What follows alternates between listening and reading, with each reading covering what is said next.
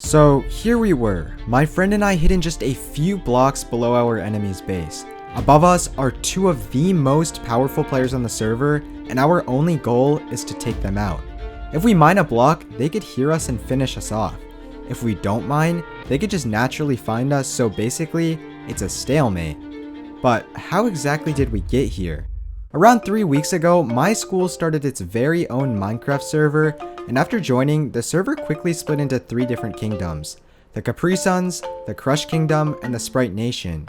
Now while my kingdom, Capri Sun, was at war with Crush, the Sprite Kingdom ended up leaving a sign that said #Fanta at both of our bases.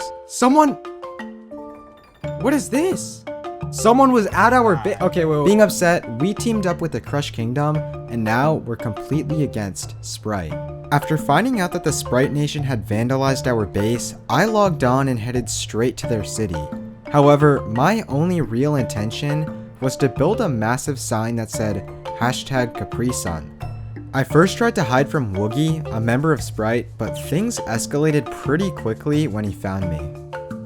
No! He got another! So, what exactly did I mean by he got another? On the server, there's a plugin where if someone dies, not only do they lose their stuff, but they drop their head. Woogie had actually killed me prior to this, and this meant that he now had 2 of my heads, and I didn't want anyone getting a hold of my heads, so I instantly took action.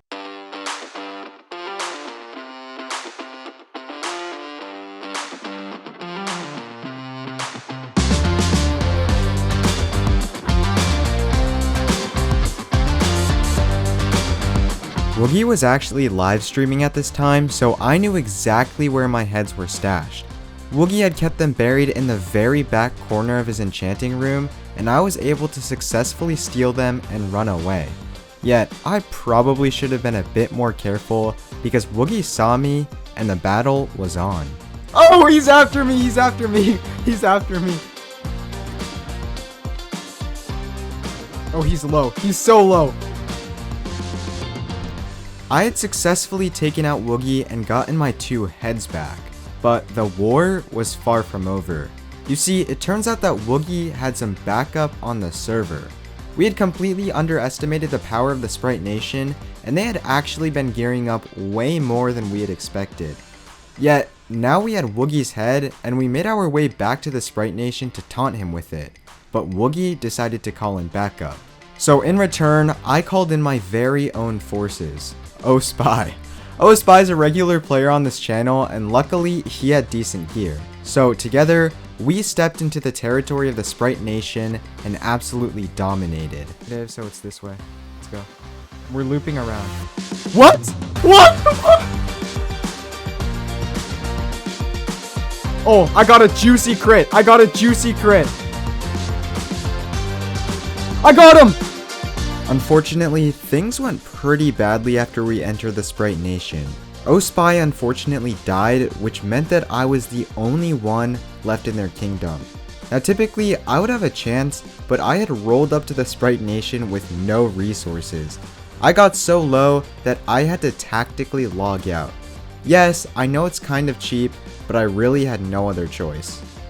Oh, no, dude, you don't understand. I'm logging.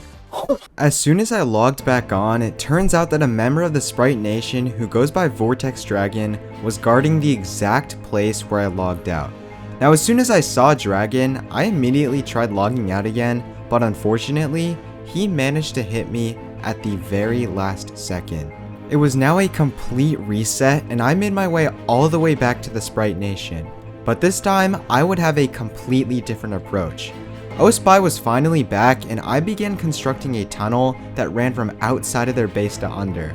Also, this really funny part, I told Spy to stand on this exact block, and I broke it and he dropped down. That was pretty cool. Boys, welcome to the sewers. Welcome to the sewers. Anyways, a little bit of mining here, a little bit of mining there, and we slowly made our way under their wall. Now the problem was, we had no idea how far we had to dig. So after what seemed like the right amount, we popped out of the ground to see this. This is the perfect spot. This is the perfect spot. Come up, come up, come up. I'm blocking it. This way, this way, this way. It's right over here. But we weren't done with digging tunnels on the server. Since we had nowhere to hide, our plan was to dig a tunnel right under their base and hopefully dig right up into their chests so we could steal their valuables.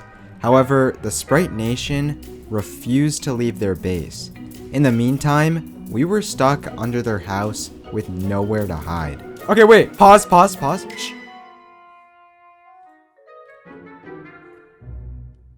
Shh. Shh. You just pushed me, so I picked up the block. We're right here. We are right here, like underground. We're trying to get our heads back. Dude, I gave him the coordinates of the Crush Kingdom, so he thinks we're there. To try and lure one of the Sprite Nation members away, I had told Woogie that I was meeting up with Spy at the Crush Kingdom.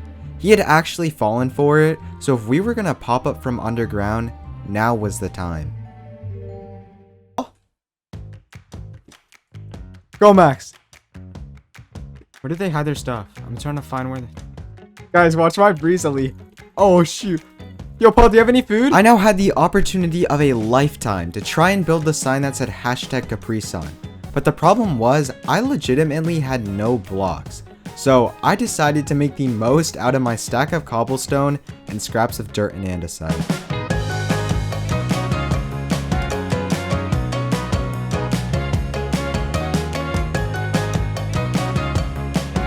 Alright, I'll admit, this was not the prettiest sign I've ever made. I only got the C and the A in CapriSun, but the Sprite Nation was already fuming. Although they were the ones that had put the #Fanta sign at our base, they somehow wanted me to clean it up. Of course, I said no, and this put a massive target on my back. Luckily, after getting chased down again and again, I had a few tricks up my sleeve. Nothing. See Parrot! He's at our base. I told you he would be there. He's got no armor. He got my luck. He's at our... Hello. Hey, so, you mind, explaining what's, going on? So, you are like... Like, you wanna know why, you know, Paul and, Maxa and Ospy and you were at our base? I mean, you know, I'm trying to negotiate. So yeah, you let me get your stuff back. I let Ospy get his stuff back. Mine some of those blocks. These? Yeah.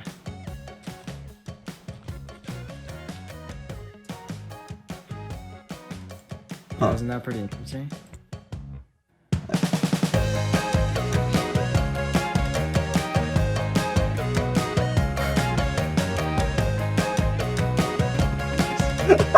Although that wasn't the best escape I had ever made, you have to admit that that was pretty smart. By convincing Woogie to go visit a tunnel that I had made and leave the spot where I had logged out, I was able to prevent the Sprite Nation from getting my head. And eventually, I was able to make my way back to my base. However, the very next day, Woogie had made his way over to the CapriSun Kingdom, and I really wasn't having it. So, as you may or may not know, our kingdom is working on an underground tunnel that spans around 3,000 blocks. So, when I found out Woogie was at our base, I immediately started heading back. But what I came back to kind of startled me. Woogie was just AFK in my base, so I instantly took him out. This didn't do what I hoped though, as Woogie had set his spawn in some nearby trees. After killing him over and over again, he actually managed to juke me. And we don't really talk about this. Oh my god, did you guys see that juke? However, after a while of searching, I finally found his bed. So I destroyed it and sent him back to spawn. The only problem was, if the Sprite Nation were to come to our castle while we weren't on the server, it could potentially be a massive problem. So the only real choice we had was to take them out. Here's the issue though. I decided to try and single-handedly take out the Sprite Nation, but I showed up with half-beaten iron armor and almost no food. At first it seemed like it would be an easy 1v1, but as soon as I began making my way up the hill, Woogie logged in. And then so did Vortex Dragon. I unfortunately died, which meant that the Sprite Nation would be pretty mad. Here's the thing though, a member of the kingdom, Vortex Dragon, said that if I could beat him in a fair 1v1, he would give us a week to prepare instead of instantly going to our bases and taking them out. To make it fair, we went on a server where we would get the same gear, and it all came down to this one battle.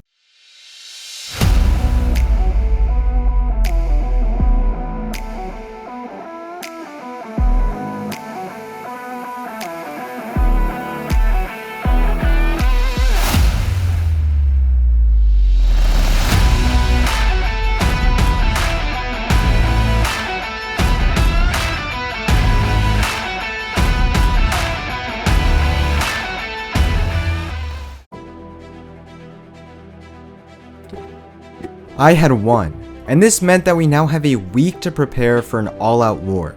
Although this may be a time of peace and prosperity on the server, it's pretty much guaranteed that war is soon to come, and we're gonna do everything that we can possibly do to win. If you did enjoy this video, make sure to like the video and hit that subscribe button so you can be notified as soon as the next episode of the School SMP comes out. Hope you enjoyed!